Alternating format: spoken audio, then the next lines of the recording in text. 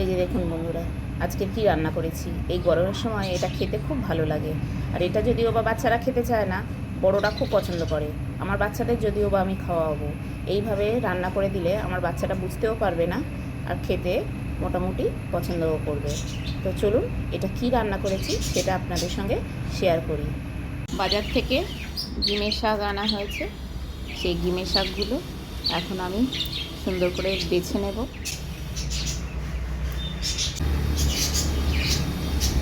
এটা কি বাচ্চো?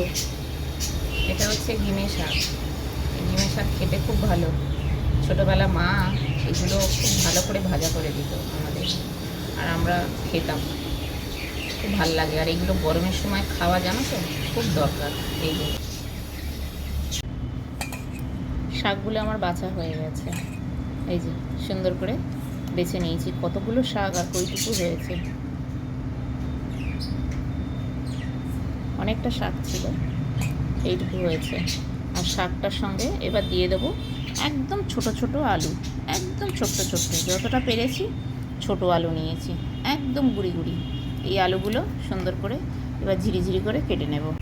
কড়া বসিয়ে দিয়েছি, দিয়ে দিচ্ছি তেল।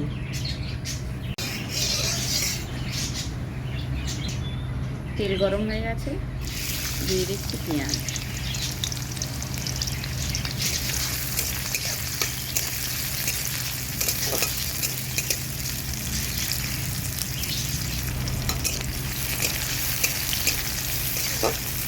পেঁয়াজটা হালকা করে ভাজা হয়ে গেছে,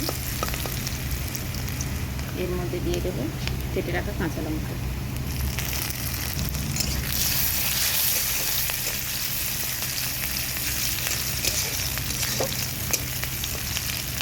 পেঁয়াজটা একটু ভাজা ভাজা হয়ে এসেছে, এবার এর মধ্যে দিয়ে দেবো কেটে রাখা আলুগুলো।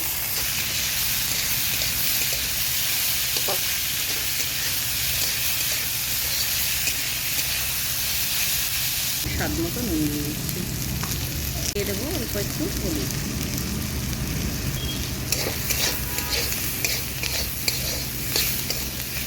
খুব ভালো করে ভাজা ভাজা হয়ে গেছে, এবার আমি এর মধ্যে দিয়ে দেব শাকগুলো।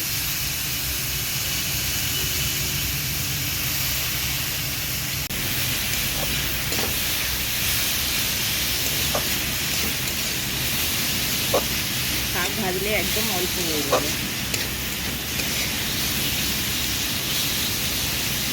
ডিমার শাকটা দেখুন রান্না আমার কমপ্লিট হয়ে গেছে। চলুন এবার নামিয়ে নিই। যে আমার ডিমা শাকটা রান্না কমপ্লিট হয়ে গেছে। আর এরকম ডিমা শাক থাকলে একদম এক থালা গরমের সময় ভাত খাওয়া হয়ে যাবে। তো এইভাবে আমি বাড়িতে ডিমা শাক ভেজেছি। আর কারা কারা এই গরমের সময় তিতো ভালোবাসেন কমেন্ট করে জানাবেন। আর এই ডিমে শাক, যুক্তি ফুল, এইসব শাক পাতা কিংবা এইরকম ফুল টাইপের কোনো তেতো খেতে খুব ভালো লাগে।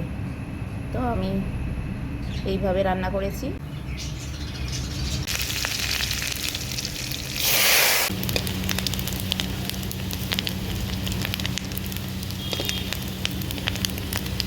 আজকে দুপুরের লাঞ্চে আলু ভাজা আছে, ডিমের শাক ভাজা আছে, বড়া আছে, পটল ভাজা আছে, আর ডাল আছে।